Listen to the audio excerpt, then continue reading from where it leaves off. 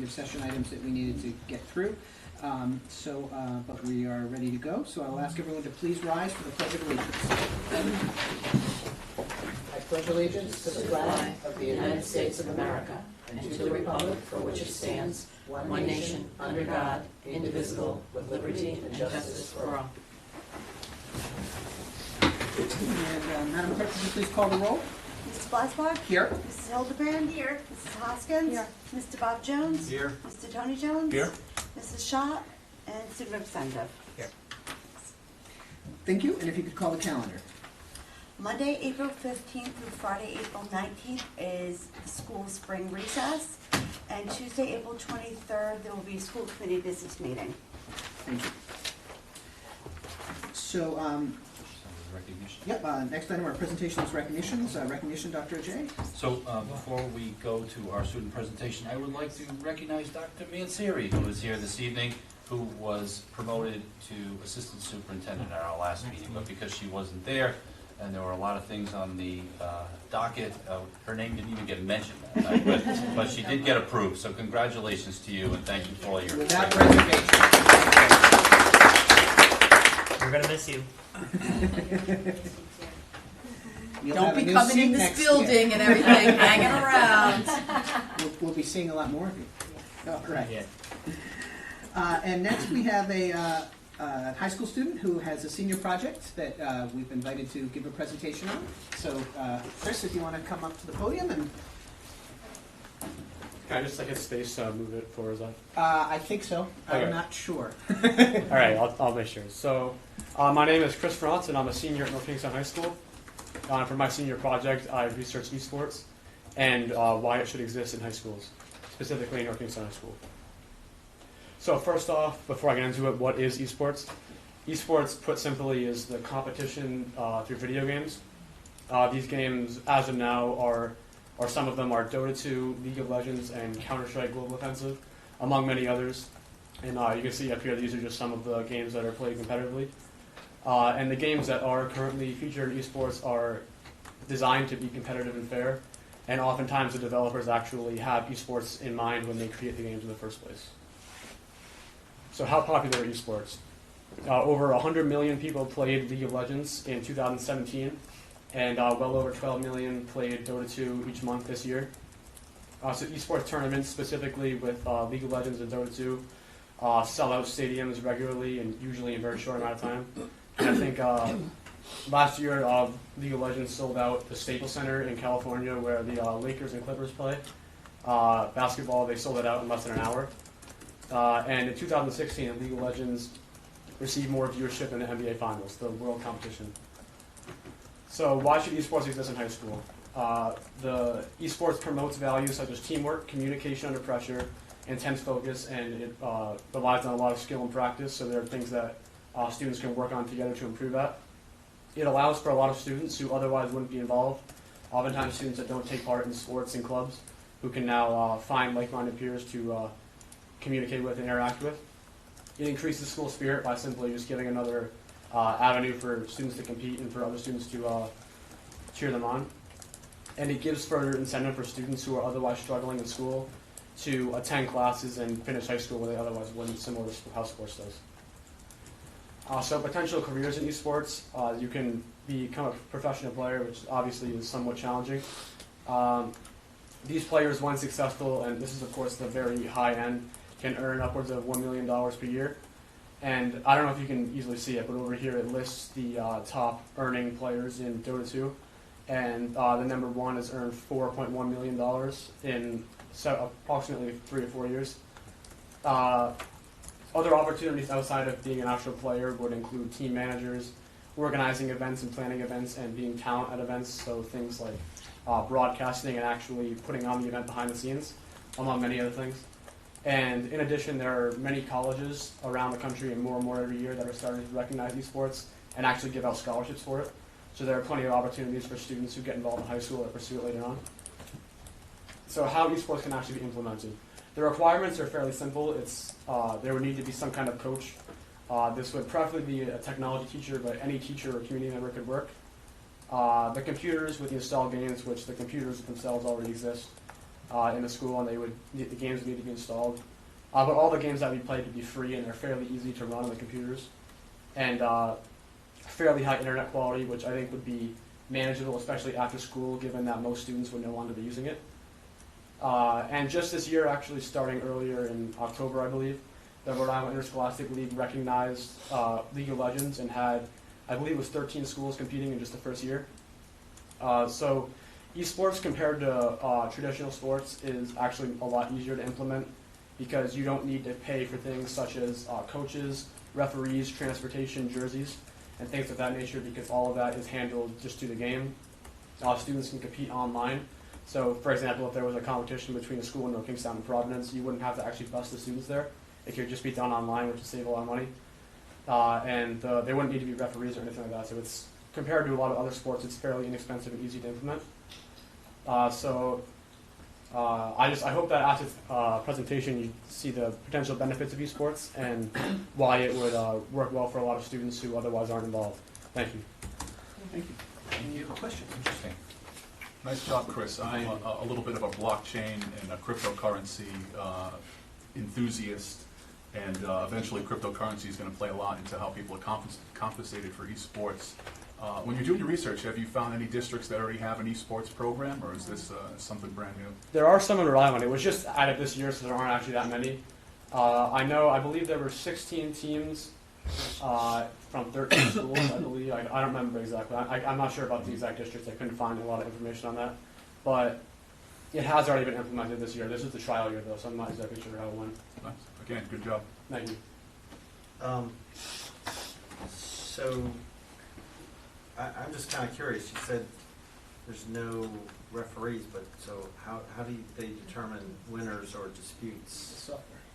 Yeah, it's basically done through the game, so it's kind of, instead of like being a sport where you would have a referee who would like call things, I guess, it's just done through the game. Like the winner is determined through the game, I guess, if that makes sense. Like there's kind of like things controlled within the game. But are these requirements from RILE that the Principals Association has established, or are these just general requirements that you've seen? Yeah, those would just be like general things that you would need to actually have the team. I wouldn't imagine there's anything beyond that. Maybe there might be something small, but for the most part, it's just online. So, what's the computing requirement, and do we have those currently in the high school? And as well as I assume you need pretty good internet connection, bandwidth capabilities? You wouldn't want to play on your Chromebooks, for example. Yeah, I don't think that would work very well. I would Nothing imagine against that your the internet would be sufficient currently. Although there are some internet issues in an average school day, that's when a large portion of the students are actually using the internet at the same time. So after school, it would likely only be that the kids playing among maybe a few others, but not as many.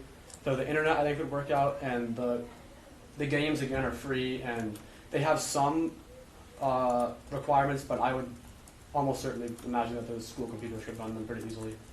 I tried to implement a club earlier on in the year, but I ran into issues having the games installed because obviously there's kind of an issue with like students paying attention in class when there are these games installed in the computers. So that was the only issue that I ran into having the games installed. But I think that as someone who has played a couple of these games, I don't think it's really reasonable for a student to play in class, given the fact that an average game often takes close to an hour, and it's like you have to kind of be focused on it, I guess, if that makes sense. That it can't just be done like while pretending to pay attention to class. It'd be pretty obvious, I think. So I think that the actual like infrastructure is already pretty much set up and it will work fine as it is. Any other questions? Just one quick comment. It seems like a cybersecurity program or a cybersecurity club could be run parallel to a program like this, where they would be doing the cybersecurity side as far as everything that's going to go into 5G and the future of the internet of things. Yeah, I'm sure a lot of these things could probably be combined, and a lot of members of those clubs would also probably have interest in this, and there should be a lot of overlap, I imagine. Did you want to do any kind of student interest participation? I put out a kind of survey. research? Unfortunately, I accidentally made the survey not accepting responses until I just noticed that a few days ago.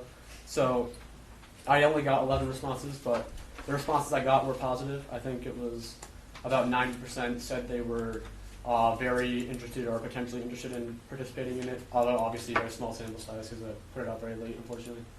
But of the responses I got, it was mostly positive. All right, well, thank you very much for All right, coming. thank you. Just make a comment. Yeah, Dr. James? I just want to commend you on your presentation. I think you're very well spoken and you did a real nice job tonight. So Thank you. Thank you. Okay, next, citizens' comments. No one has signed up to speak, but if anyone would like to, you're certainly welcome to come to the microphone. Okay, then next would be superintendent's report. Dr. Jen. I just want to, unfortunately, the way the criticism came from Union President Sue Warburton at our last meeting about the use of district resources and some of the decisions that I and the school committee have made were presented in such a way that, being a citizen's comments, as Mr. Blaswell pointed out, it wasn't something that we could respond to at the time. So there, to this point, has just not been a back and forth discussion about these items.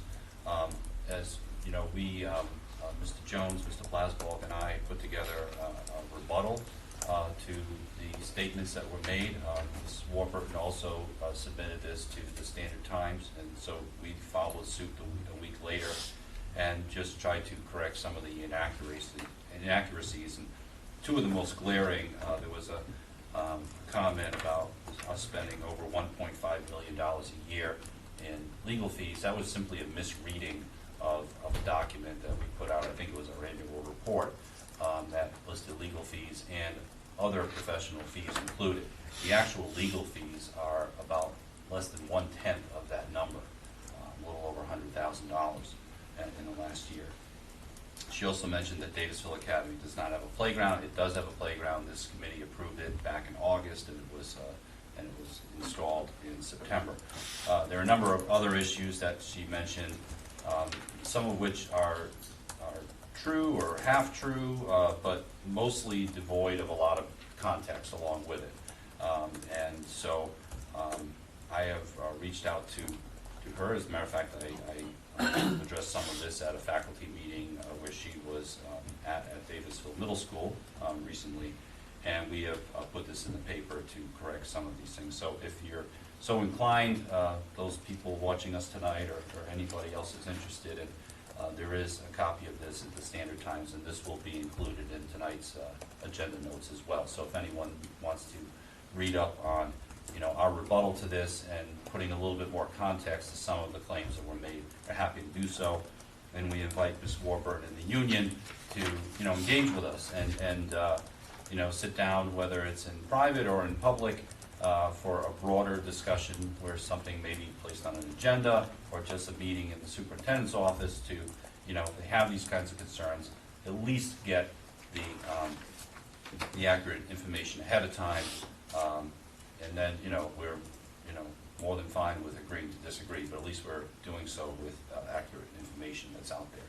So I just wanted to make that point tonight. I would have been happy to make those same points 2 weeks ago, but like I said, it was a citizen's comment item, and this is not something that's on our agenda, so we really didn't have an opportunity. Mr. Jones made some comments when the budget came around, but that wasn't really an anticipated thing, and many of the union members had left the room by the time that was happening. So that's all. I don't know if anyone else wants to chime in on that, but that's what I have for tonight. I think you pretty much covered it from my point of view. I think that, the letter that we sent speaks for itself. The purpose of the letter isn't to do a back and forth, tit for tat back and forth on those items. It's just mainly that, we wanted to make sure that, particularly with the ones that just, were either misreading or incorrect, we wanted to make sure the right information was out there, because unfortunately, sometimes once those numbers, if an incorrect number gets published in the newspaper, unfortunately, no matter how many times we correct it, there are going to be certain people who never see the correction and think that's the answer no matter what. And I just really wanted to make sure that we did everything we could to have the right information available to people. So I think we did that. Can I ask one question? Yes. Just a clarification. The It was submitted as a letter to the Standard Times So it was. initially, and then ours was No, printed as a letter? so, Mrs. Warburton came during citizens' comments Oh, at our last meeting. yeah. And then the letter they read was also published as a letter to the editor of Okay, that a letter week's to the paper. editor, okay. And so, since it was in the paper, we, felt the need to respond, the same way. So we submitted our response as a letter to the editors. The same way, Which okay. ironically, I believe was submitted based on their timelines before our meeting, which she said she didn't have time to give us a indication that they were planning on having a letter. So, Mr. Flansburgh, may I add one thing? Yes. So, one of the biggest issues that night, I wasn't here and Mrs. King wasn't here, was the bill for legal fees. I explained to the union president when I met with her several days ago that legal fees are public documents, and anyone who wants to question what the legal fees are can, through an APRA, either send it to the school department or to my office, and we provide those bills under an APRA, because they are public documents. And there have been people in other school districts that have asked for those bills, and we have graciously provided them because they are a public document. And I suggested to the union president, if she has any questions as to what legal fees are in the future, she simply has to call and send us an APRA, and we will give them to her. They don't even have to APRA it. Anytime they've asked for information, they've gotten the information that they wanted. I mean, we would have to redact or whatever, but there's never been a time where they, and I think that they would admit this, they might not always like the answer, but when they've asked for information, they have gotten information from us, so. And It's again, really, or Just clarification. for anyone out there who may not It's know as what simple APRA as that. means, It it's is- the American Public Records Act. Access and to public. Access to public records. records. And it is a public Right. document. Anyone has a right to have that information. Okay. Thank you very much. Next, routine items. So I need a motion to seal the executive session minutes of April 9th, 2019. So moved. I have a Second. motion from Ms. Hoskins, second Ms. Hildebrand. All those in favor? Aye. I can disclose that no votes were taken in this evening's executive session. And next, I need a motion to approve the executive session minutes of March 26, 2019. So moved. Is that Oh, wait, I what jumped. you said? I jumped into the consent agenda. Back up, cancel that. Consent agenda. We haven't, you know what, it's the page break that threw me off. Okay, so, any items to be exempted from the consent agenda, and I'm going to exempt items D12 and D14. I'm gonna exempt C3. C3. Just check. So, and I'm going to also exempt D11. Any others? If I could have a motion to exempt the non-exempted consent agenda, motion to approve the non-exempted consent agenda item. So moved. I'll give that one to Mr. Jones. Tony Jones with the motion, and a second from Second. Ms. Hoskins. Any discussion? All those in favor? Aye. Passes unanimously. Or any opposed? Passes unanimously. So first exempted item is C3. Mr. Jones? Yeah, I'll make a motion to approve C3. Motion to approve C3. Do I have a second? Second. I have a second from Ms. Hoskins. Yeah, it's more, this has become a significant amount of money, so I would ask superintendent over the course of this year, before it comes up for renewal. I know we provided the tracking statistics, but if we could get both trend data and a little more assessment on the effectiveness. So not just the quantity of service, but how are we assessing the quality of service we're getting from RISAS? Has something to do over the course of the year before it comes up Sure. next year. Okay. Any other discussion? A motion and a second. All those in favor? Aye. Aye. Any opposed? Passes unanimously. Item D11, I'll make a motion to approve item D11. Well, you know, I probably shouldn't make that No, motion. I you withdraw my can't. motion. I can't make that motion. Someone else needs to make that motion, sorry. Motion to approve D11. Motion to approve D11 from Ms. Hildebrand, Second. second from Mr. Jones. Can't really discuss it, but all those in favor? Aye. Aye. Any opposed? I'm going to abstain. Next, we have D12. I'm going to make a motion to table item D12. Second. I have a second from Mr. Tony Jones. All those in favor? Aye. Any opposed? We'll take that up probably at our next meeting. And next, we're going to withdraw item D14. I don't need a motion or anything to withdraw, No. so we're withdrawing from the agenda item D14. That's the end of the consent agenda. Unfinished business, anything on the 2018-19 school budget? No. 2019-20 school budget? No. I will mention we had the public hearing for the 2019-20 school budget that I attended and Ms. Hildebrand attended with the town council. There were no public members who came to speak, so it was a very brief public hearing. And some questions from the council, particularly with respect to school start times and things like that, that we are going to continue to work on with them. And CIP, existing bond, future bond. No. And then we have a policy, which is policy GCA1. We did our first read at our last meeting, so this will be the second read and final approval of that policy. If I could have a motion to approve D1. A motion from Ms. Hoskins. Second. Second, Ms. Hildebrand. Any discussion? All those in favor? Aye. Any opposed? That passes unanimously. No new business. In the packet are the special reports for disposal notification and the financial reports. Any questions on those items? And we've reached the end of our agenda. I ask for a motion to adjourn. Motion from Ms. Hoskins, second Mr. Robin Jones. All those in favor? Aye. Any opposed? We are adjourned. Thank you. Can you send You all? This is all this stuff.